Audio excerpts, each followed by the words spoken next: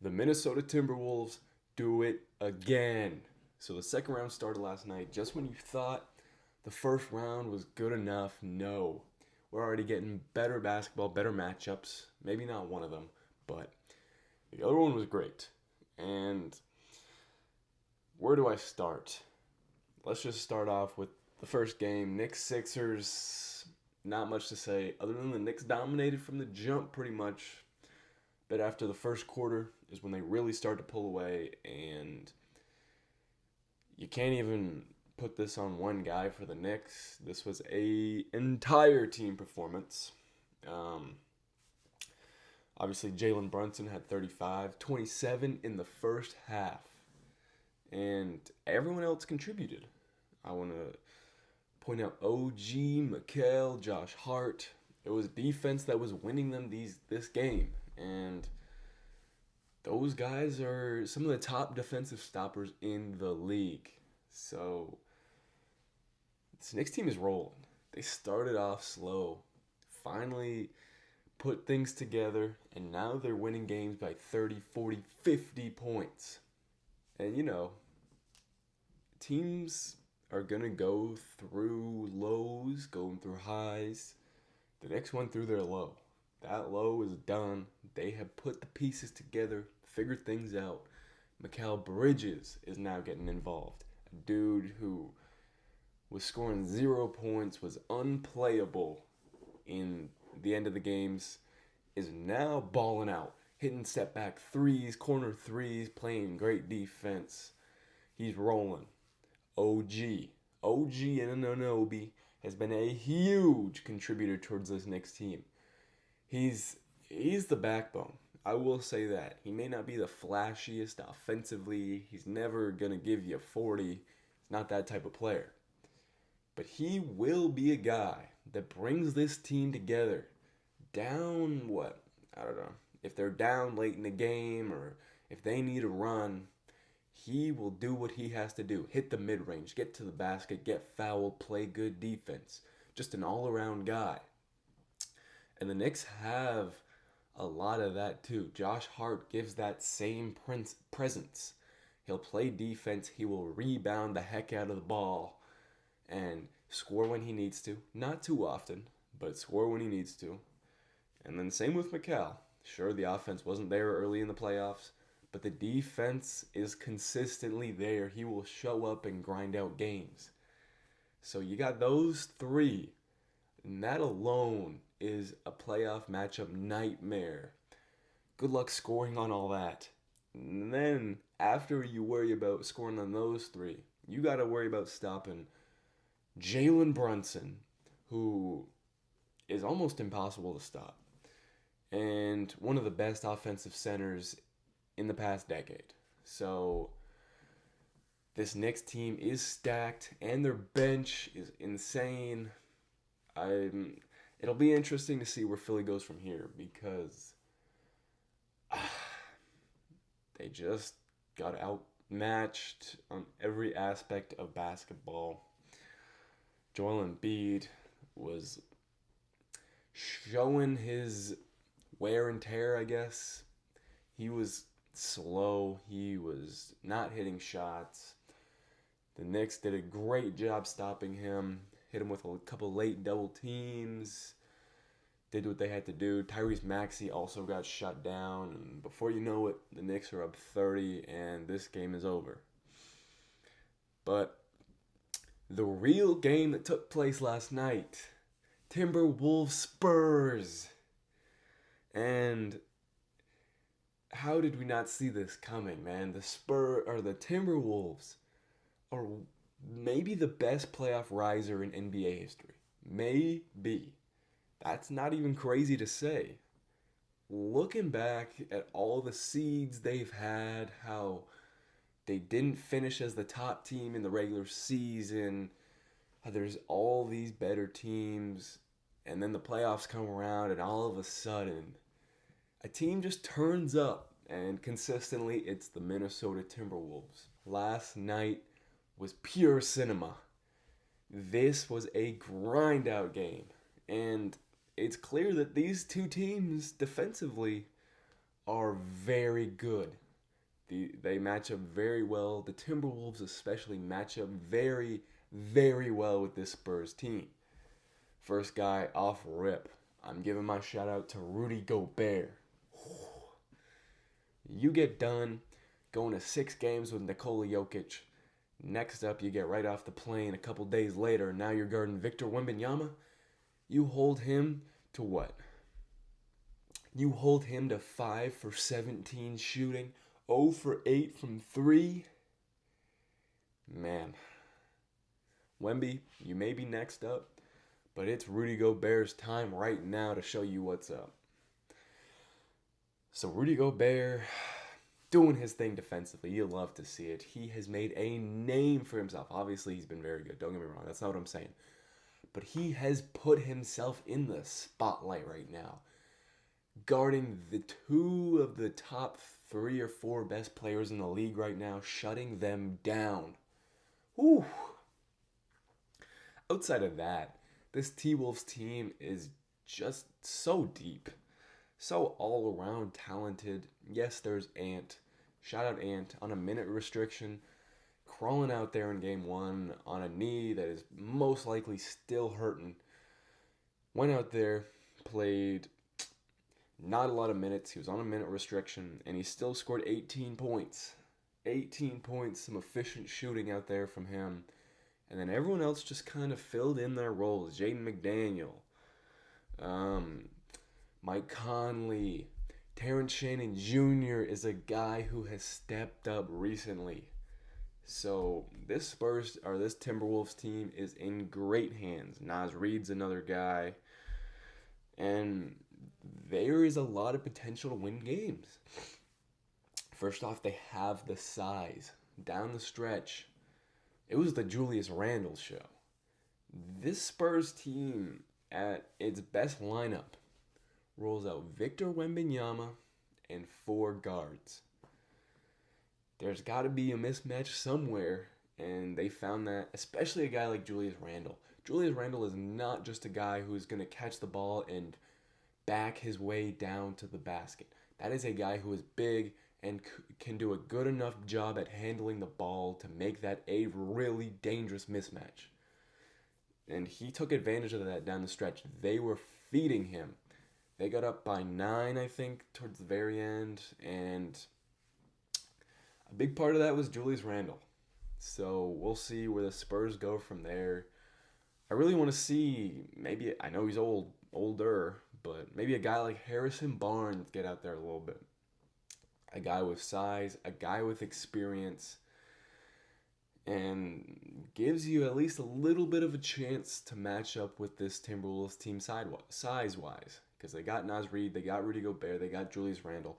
Usually, 2 out of those 3 will be on the court at all times. So, the Spurs team has questions to answer. And you love to see it. You love to see this Timberwolves team give the Nuggets problems, give the Spurs problems. You love to see it. And now, all of a sudden, it's like, are we being a bit too hard on the Nuggets? Have we just not been giving this Timberwolves team the props they deserve? And after last night, it's starting to look like that. They forced this Spurs team offensively to take some bad shots, miss a lot of shots. This game was so low scoring, at least for the first 3 quarters. I know, got over 100 the Timberwolves did, but still, they didn't even have 70 points after the 3rd quarter. So, very big game defensively, and Timberwolves steal game 1. Wow. I know Wemby had 12 blocks. His offense was not really there tonight, but 12 blocks, a playoff record. He had 7 at halftime. Wow. And some of those blocks were something I've never seen before. He was reaching up on the top right corner of the backboard to go get those things. Nothing is safe when you're putting up a layup against that man. Just offensively, he's got to get to the basket more. I know he still did his thing inside a little bit, but you're not a 7-foot point guard for nothing. like, don't be afraid to catch it on the three, hit him with a couple dribble moves, get around him. You can be physical enough, maybe settle for a mid range, but try and get into the basket. He kind of just settled too much on offense. I'm sorry, but 8 threes for Wemby. I get this Timberwolves defense is great. Maybe the best in the playoffs still, like, so far. But still, settling for 8 threes as a 7'4" mobile ass dude, that's not going to cut it. He was taking shots from 7 feet from behind the 3-point line, and obviously they weren't falling. And, the saying is keep shooting, like, take the shots, because you're never going to know unless they go in, so keep shooting. But it gets to a point where it's like, okay, let me get some makes going. Let me see the ball go in the basket. And then it's like, all right, let me take a step out. So I feel like he could have been more aggressive inside, but still had a triple-double, 12 blocks, like I said. And I guarantee you they will make some adjustments. They got into foul trouble. Stephon Castle fouled out early, and that last shot they took, if Stephon Castle's on the floor instead of Champagne, maybe we're talking about a completely different game right now. Maybe the Spurs are up 1-0, but just got to stop fouling. And again, it's tough because this Timberwolves team dominates size-wise and physicality-wise. So the Spurs are going to foul. But nonetheless, this series has been great. Defensively, this series is back and forth, back and forth, back and forth. So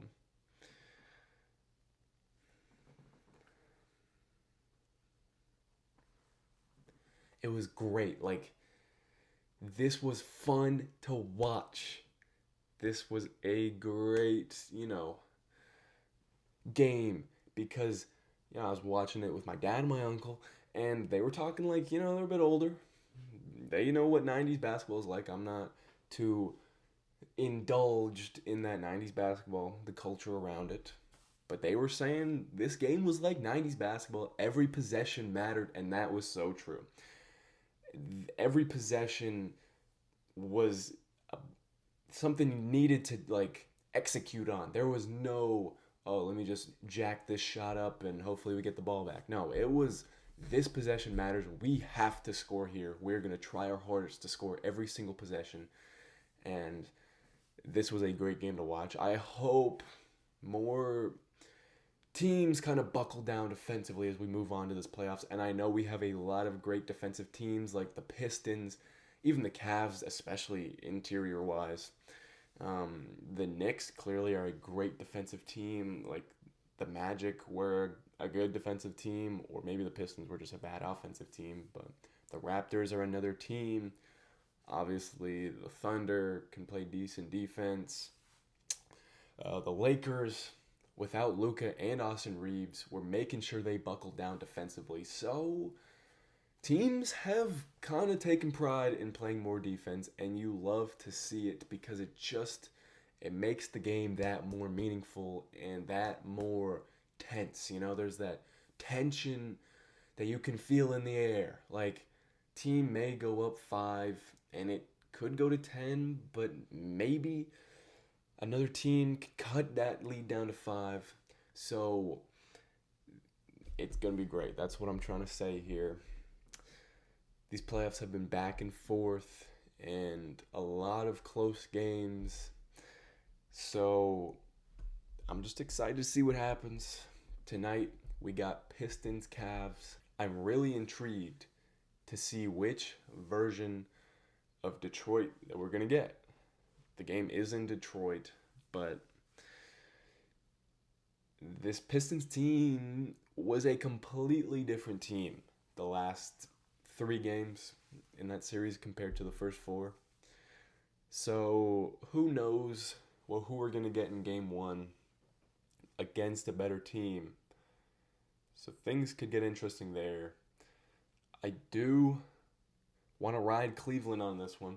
Something's just telling me that the experience is gonna take this team further than this Detroit team, because Orlando gave Detroit a challenge, and that team's not even experienced. Yes, they are a skilled team, solid, but there's definitely better teams out there, and we saw that in the last 3 games.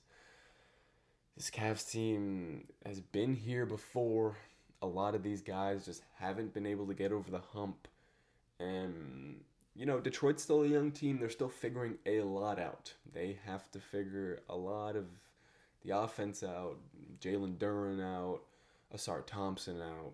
So I am excited to see what Cade Cunningham can do, because I don't know who's going to be guarding him. Are you going to put Harden or D. Mitch on him?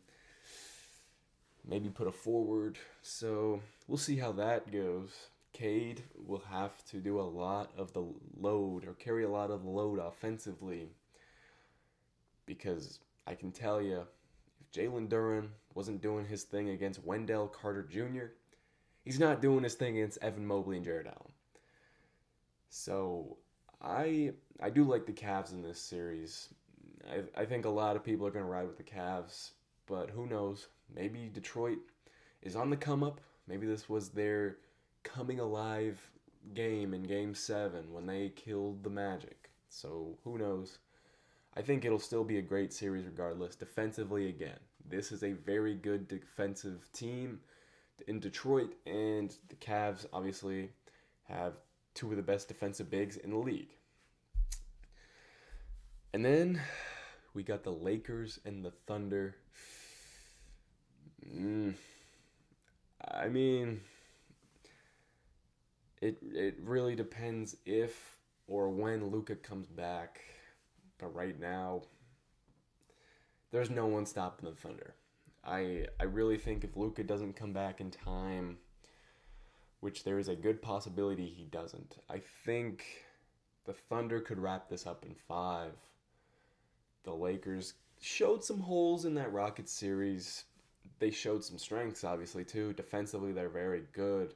It'll be a scrappy series for this Lakers team, but something you're going to need that you didn't really need against this Rockets team was some offensive star power, some fire, some tough shots that you needed to hit. And like I said, you didn't exactly need that against Houston. Against OKC, there's going to be times where back's against the wall, you need a great shot here or a tough shot, or you just need Luka to get you guys a bucket to keep going. And if they don't have that, I think it could get ugly in some games. So we'll see where that goes. The Thunder have had a week off, it feels like, and they're probably going to be ready to go. So we'll see how this Thunder team does it. They have been so dominant the entire year pretty much, and man, it's going to be great. NBA playoffs are in the full effect of things right now, and I'm excited to see where it goes. This this Spurs Timberwolves series might be my favorite of the entire playoffs. Who knows? But as of right now, it's shaping up to be a damn classic. So we'll see where it goes from there, and we'll just continue to keep watching this, keep watching every single series. Let's get it.